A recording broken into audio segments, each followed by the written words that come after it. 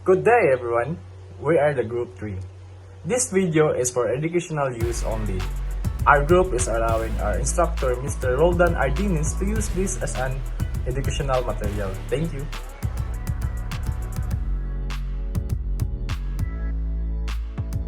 So what is population in the global demography and global migration? So in global demography, population refers to the total numbers of people living in the particular area or region. Often within that context of a country or the entire world, it encompasses various aspects such as age, distribution, gender composition, birth, and death rates, and migration patterns and other demographic factors. So the population in the global migration is, on the other hand, deals with the movement of people across international borders, whether for a reason like seeking better economic opportunities, uniting with family, fleeing conflicts, or other factors. So understanding these aspects is crucial for policymakers, researchers, and organizations to address issues related to the population growth, distribution, and migration trends. That's all. Demography is the study of human populations, including their size, distributions, compositions, and changes.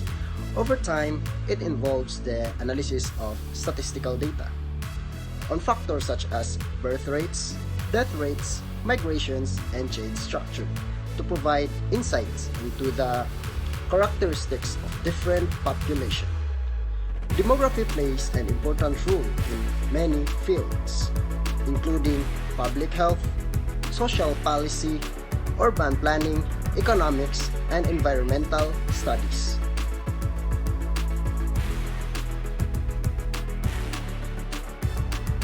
The theory of demographic transition is a model that describes how the population of a country or region changes over time as it undergoes economic and social development. It is typically divided into 4 stages. It helps explain the patterns of population growth and decline in different parts of the world. The theory has been used to understand how changes in birth rates and death rates affect population size and age structure. Here are the 4 stages of the demographic transition. Stage 1. High birth and death rates. In this initial stage, both birth rates and death rates are high. Population in this stage tend to have slow or minimal population growth, as high birth rates are offset by high death rates due to limited access to healthcare and sanitation, as well as harsh living conditions.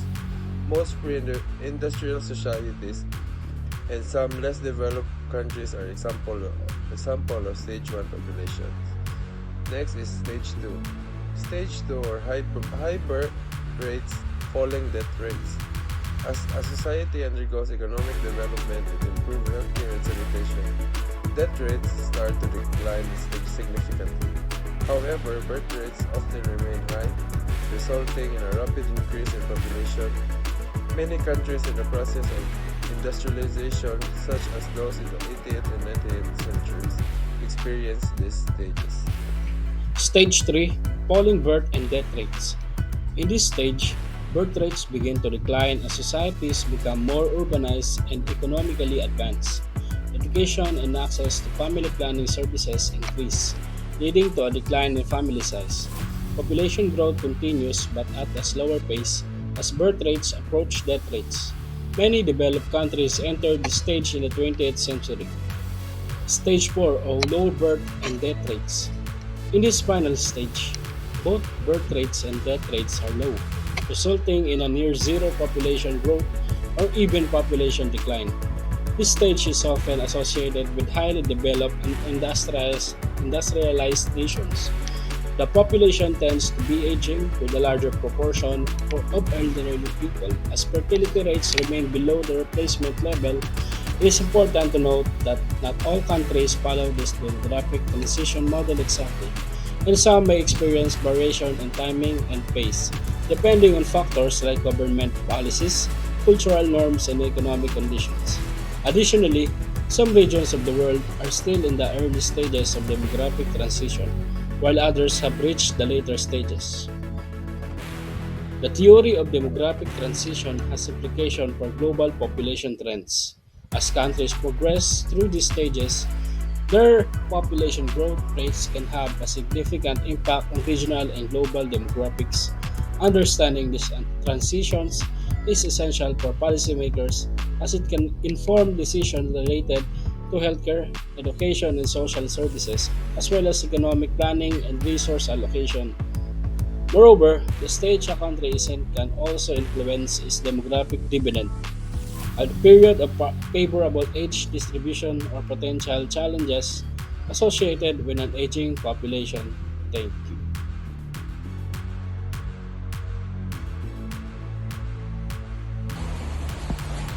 So, my topic is global migration in a contemporary world. So, from the word migration, it means that we go across international borders to stay in different country or to live in a different country. So, from the word contemporary world, so it means that our modern world. So, global migration in a contemporary world refers to the movement of people across international borders. So, here are some characteristics and aspects of a global migration in the contemporary world. So, first is diverse drivers. Global migration is driven by a wide range of factors. The first example is, and the important example is economic opportunities. So, mostly of us Filipinos would like to travel, I mean not travel, but would like to migrate to different country because of economic opportunities. Because they want to make a living in different countries because for them, they think that they would get or receive higher salary and wages. So next, global migration in a contemporary world offers a range of benefits for individuals. So first benefits is remittance. So as we can see, mostly of us Filipinos would like to migrate to different countries. Migrants frequently send remittance back to their families or home countries, providing a vital source of income for families and communities. These funds can be used for education, healthcare, and local economic development. So, the advantage of migrating to different countries is you will have a bigger opportunity or job opportunities or a greater way of living. So, I have experienced this through my families when my tita migrated to London. So, that's all.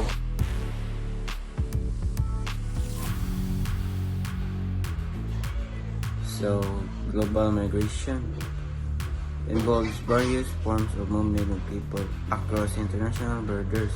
So, there are several types of global migration. So, first is labor migration.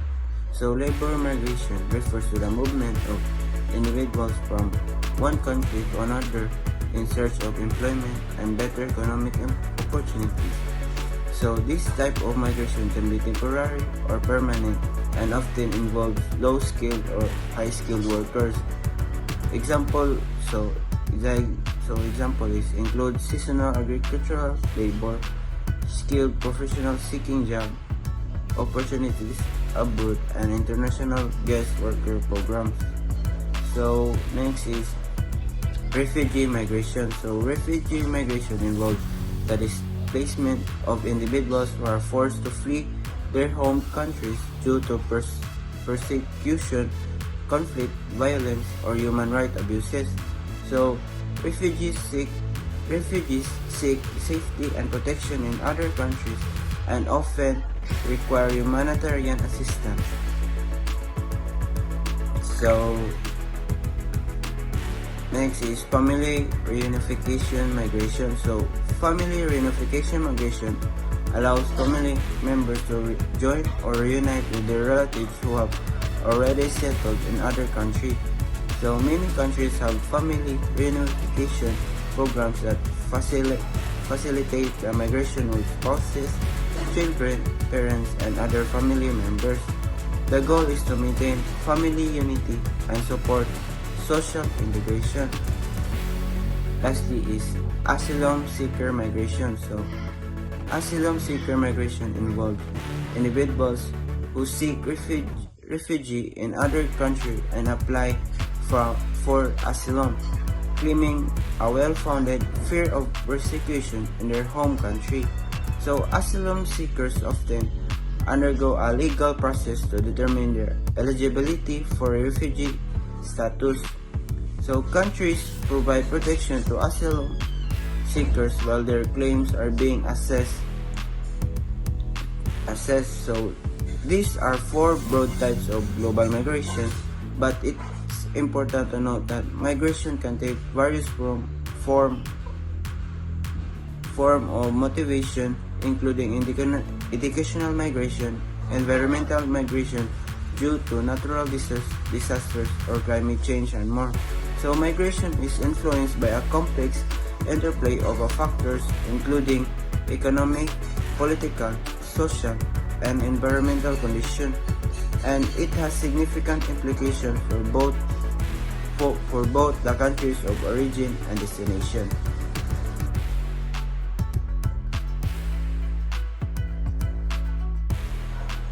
Hello, I am Joshua Van Kyle Villarosa, and my topic is why there is global migration. So global migration is a rich tapestry woven from diverse motivations and influences. It encompasses the pursuit of economic prosperity, educational enrichment, and reuniting with loved ones. It's also shaped by the tempestuous forces of conflict, political instability, and environmental challenges, propelling individuals to seek refuge in foreign lands.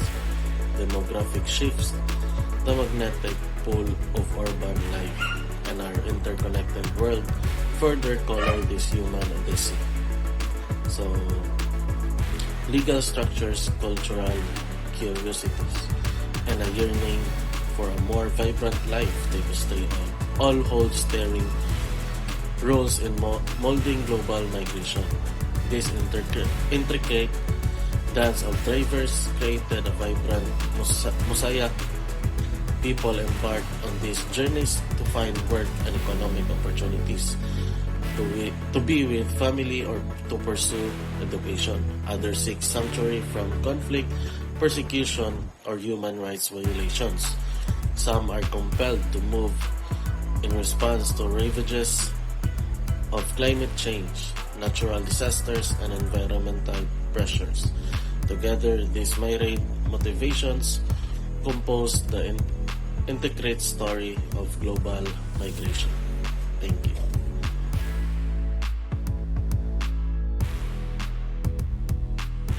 Advantages of sending and receiving countries. Sending nation gains from temporary migration through investment, skills development, and remittance.